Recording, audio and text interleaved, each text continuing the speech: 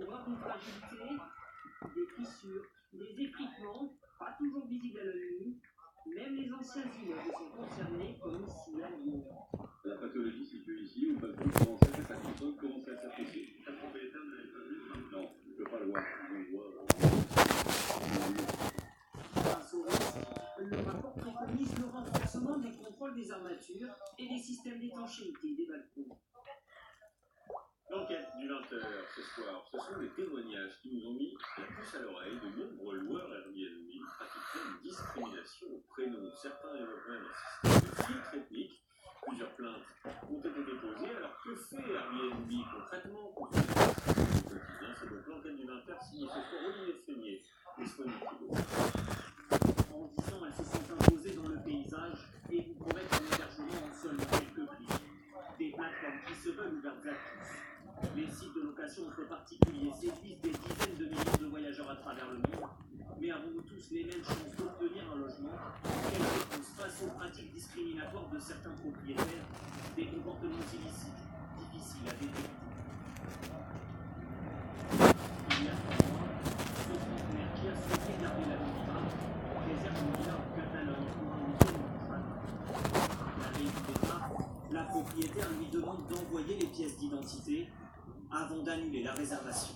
Parmi les personnes qui étaient présentes, qui devaient être présentes, il se trouve qu'il n'y avait que des Noirs et des Arabes. Et donc ce qui se voyait aussi bien sur le nom et le visage, les pièces d'identité ont été envoyées. Et c'est moins d'une minute après que tous ces éléments aient été envoyés que la réservation a été annulée. Motif donné par la propriétaire des fuites d'eau. Le client alerte la plateforme qui rappelle la propriétaire. Elle donne alors une nouvelle version des faits. Le lendemain, j'ai eu un appel Airbnb qui m'a expliqué que cette personne avait finalement changé sa version des faits en expliquant que 10 jours avant, ils avaient reçu un groupe d'une dizaine de personnes. Et ce groupe d'une dizaine de personnes avait café quelques chaises et quelques verres. Une suspicion de racisme, mais comment le prouver? Seuls des tests de discrimination permettent d'évaluer l'ampleur du phénomène.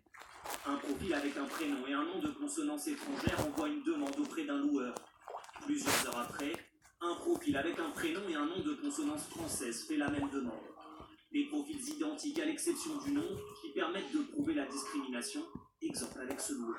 J'ai fait une demande avec le profil d'Afrique subsaharienne qui s'appelle Adama Diallo.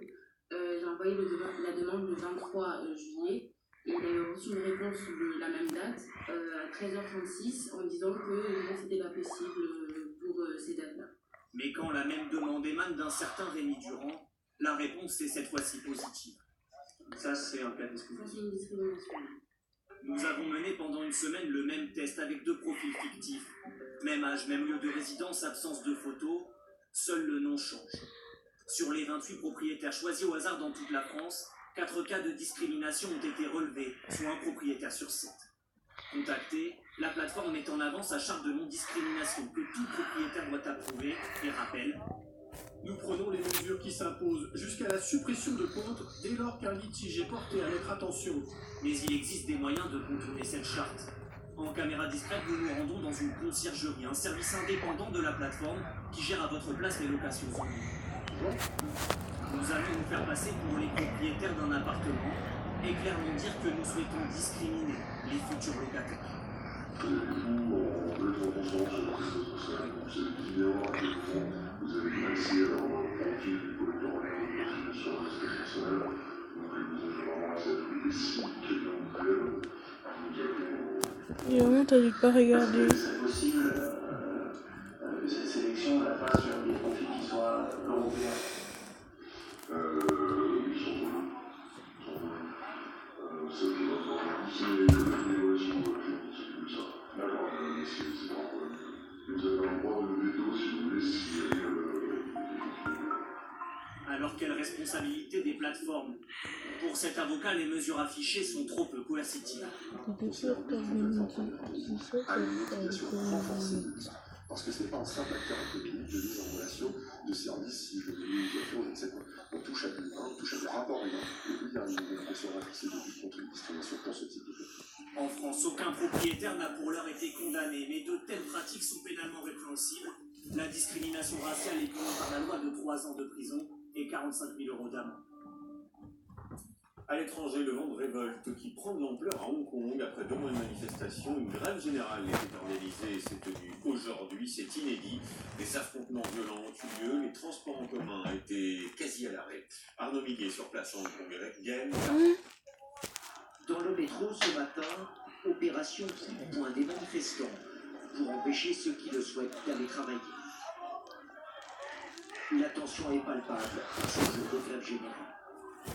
Une grève, chose rare ici à Hong Kong, plutôt suivie par les compagnies aériennes, plus d'une centaine de vols annulés. Grève suivie aussi par ces fonctionnaires, infirmières, enseignants, salariés, tous âges confondus. Je ne suis pas tout jeune, mais je suis aux côtés de la jeunesse. Kosum, 24 ans, et Jessica Swen, 28 ans, travaillent dans la banque et l'hôtellerie.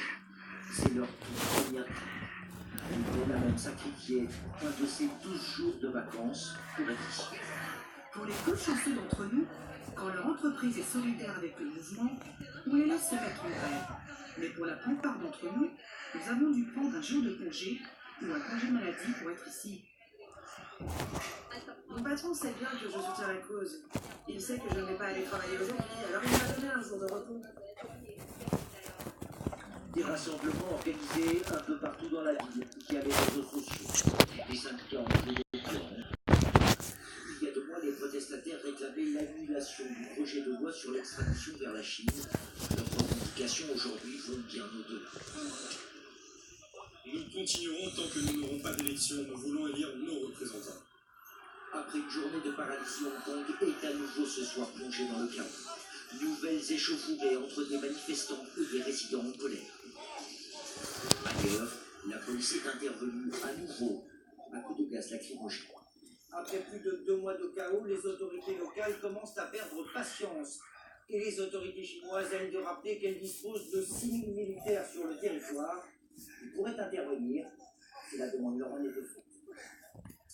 Un nouveau record de température atteint cet été. Un institut de chercheurs révèle que le mois de juillet, le mois dernier, a été le plus chaud jamais mesuré dans le monde, avec ce phénomène qu'on a connu, des canicules généralisées à toute l'Europe, mais aussi, on en a moins parlé, au Groenland. C'est une catastrophe écologique qui se déroule là-bas. Regardez ces images. En une journée, ce sont 11 milliards de tonnes de glace qui ont fondu. Anne-Charlotte Hillé. Tout au nord du globe, la plus grande île au monde est un territoire de glace, mais pour encore combien de temps? La calotte glaciaire de Groenland se rétrécit littéralement à vide. En témoignent ces images capturées jeudi dernier d'un glacier qui n'en finit pas de fondre. Le débit de l'eau montre à quel point le phénomène s'accélère. La veille, le 31 juillet, 11 milliards de tonnes de glace ont fondu en une seule journée, l'équivalent de 4,4 millions de piscines olympiques. En juillet, c'est 197 milliards de tonnes qui ont disparu, 3 fois plus que d'habitude en cette période de l'année. Selon les scientifiques, les vagues de chaleur records en Europe sont remontées jusqu'en Arctique et ont accéléré la fonte. Au Groenland, le mercure a grimpé cet été jusqu'à 21 degrés, un record absolu. C'est quoi? C'est quelle fille? Cette neige, noircie, qui recouvre désormais une large partie de la calotte, est à la fois un signe et une conséquence du réchauffement. La glace absorbe ainsi davantage les rayons du soleil, accélérant la fonte et donc la montée des niveaux. Le pôle Nord se réchauffe aujourd'hui 2 fois plus rapidement que le reste, qui connaît déjà en 2019 l'année la plus chaude de son histoire. À Paris, faut-il mettre Notre-Dame sous cloche pour éviter une contamination au plomb? Près de 4 mois après le terrible incendie qui a ravagé l'édifice, c'est ce que réclame un collectif d'associations. Ils ont tenu une conférence de presse aujourd'hui. Ils disent craindre pour la santé des riverains et des ouvriers. La mairie, elle, se montre beaucoup plus rassurante. Alors, qui croire? Les précisions de Recovier et Aurélien Chauvin. Imaginez Notre-Dame de Paris entièrement recouverte d'une bâche plastique. C'est ce que réclame un collectif de syndicats et d'associations inquiets de la concentration en plomb aux abords de la cathédrale. Il y a quand même, de notre point de vue, un risque de repollution. Donc si le chantier n'est pas confiné, on ne va pas arrêter pollution, renettoyage, repollution. Donc voilà, c'est pas du tout efficace. car après l'incendie, une partie des 460 tonnes de plomb de la toiture et de la flèche de la cathédrale s'est répandue, portée par le vent. Selon l'agence régionale de santé, des taux plus élevés que la normale ont été relevés jusqu'à 3 km du bâtiment. Un enfant de 2 ans a présenté un taux de plomb supérieur au seuil sans qu'on puisse dire si cela est dû à l'incendie. Au sol, les relevés les plus préoccupants viennent des abords immédiats de Notre-Dame. Qui est fermé jusqu'à nouvel ordre. Un rapport de l'inspection du travail pointait des manquements à la sécurité. Certains ouvriers que nous avons filmés il y a quelques jours ne portent ni gants ni masques. Aujourd'hui, la mairie annonce fermer toutes les rues adjacentes au parvis pour les dépolluer. Ce qui va être fait, c'est une sorte d'enfilmage sur tout le site et au bout de plusieurs jours, le fait de l'enlever avec le plomb attenant. Un film plastique déposé sur le sol des rues alentours. Une fois retiré, le plomb y resterait collé. La mairie assure que la dépollution sera terminée avant la rentrée et encourage les riverains à faire contrôler le taux de plomb dans leur organisme. Y être exposé entraîne des risques de troubles neurologiques et cardiovasculaires. Du luxe à des réseaux dans les avions, ces nouveaux virages tentent de prendre le secteur de l'aérien, proposer aux clients des voyages exclusifs à prix cassé. Un Paris-Noir, par exemple, en classe business à seulement 1 200 €. C'est beaucoup moins que la compagnie traditionnelle. Alors que cache ce luxe local? Le dossier de cette émission est signé Julien Bigard et Pauline Juvigny. S'envoler pour New York en classe premium ou business pour quelques centaines d'euros. Voilà l'incroyable promesse de compagnies aériennes qui ont décidé de casser les prix. Qu'est-ce qui vous ferait plaisir? Champagne. Longtemps inabordable, la classe affaires dans les airs se démocratise. C'est tout à fait surprenant. Je n'avais encore jamais pris la classe business de ma vie. Comment font ces compagnies pour baisser les prix? Que se cache-t-il derrière leur classe premium? Cette compagnie française a une particularité. Il n'y a que des sièges business dans ces avions. Prix d'appel, 1 200 € aller-retour seulement, 2 fois moins cher que sur Air France. Dans l'avion, la plupart voyagent pour affaires. Mais on trouve aussi un tiers de vacanciers qui se sont laissés tenter par ces prix attractifs. Mais si, c'est...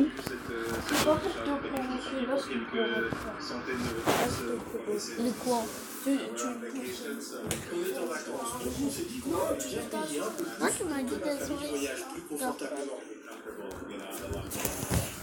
Confort qui comprend écran large, wifi gratuit et siège en position à 180 degrés. En revanche, oubliez le fort à l'enlumière du déjeuner. Pour faire des économies, c'est œufs et maïs en entrée, poulet pour le plat. Bien mieux qu'en économie, s'il n'y a pas de marque au format de Si la compagnie arrive à proposer des prix attractifs, c'est aussi parce qu'elle a signé des partenariats avec ses fournisseurs. Exemple avec le vin et le champagne, jusqu'à 40% de réduction. En échange, l'hôtesse doit mettre en avant le produit. Même chose avec ses crèmes offertes aux passagers. La marque fait une ristourne de près de 100 000 € par an pour profiter d'un petit coup de pouce dans l'avion.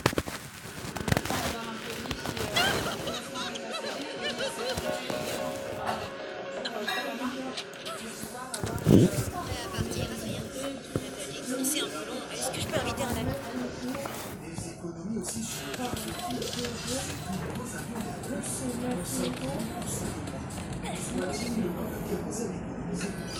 Salut Alia, Marinette, tu viens avec Nino et moi au musée Grévin. C'est Adrien qui nous a invités. Ah, quoi? Mais pas de eux qui tiennent pas te chercher tout de suite, tu n'as pas le choix. Tu crois que Il a fallu limiter le choix des poissons.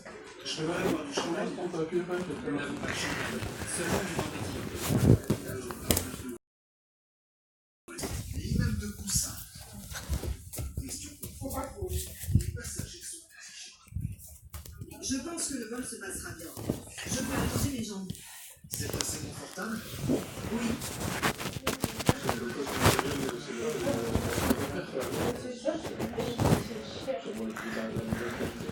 Pour afficher les prix les plus bas, la compagnie demande aussi des efforts à ses salariés. Les pilotes, par exemple, gagnent presque 10% de moins que leurs collègues d'Air France. Justement, c'est pour faire un peu d'économie. peut-être que si le salaire était possible de nouvelle job, on ne pourrait peut-être pas appliquer le même prix non plus. J'en étais conscient forcément, je suis conscient maintenant, j'en suis certainement conscient. Et c'est bon, je m'en occupe, promis. Bonne journée, ma chérie. Bon anniversaire. Non, bonne journée, maman.